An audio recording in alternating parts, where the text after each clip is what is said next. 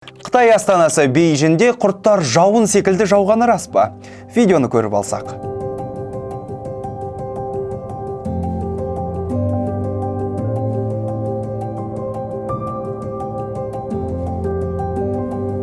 Жақында әлеуметтік желі қолданушылары Қытай астанасында құртты жауын жауды деп жарыса жазды. Дәлел ретінде жаңағы видео көрсетілген.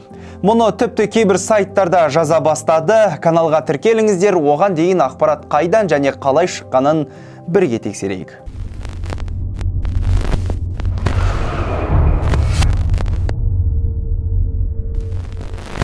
Біріншіден, видеодағы автокөлік нөмірлеріне қарасақ, Бейжіңді емес, Қытайдың Лянин провинциясында, яғни елдің солтүстік шығысында түсірілгенін байқауға болады.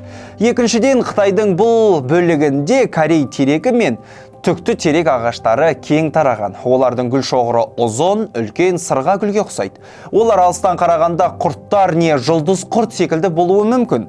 Ал егер видеоны жақындатып көрсеңіз, автокөлікке жабысқан тырнақша ішіндегі құрттардың шын мәнінде осындай терек гүлі екенін байқауға болады. Яғни ешқандай құрт емес. Ақпарат толықтай фейк.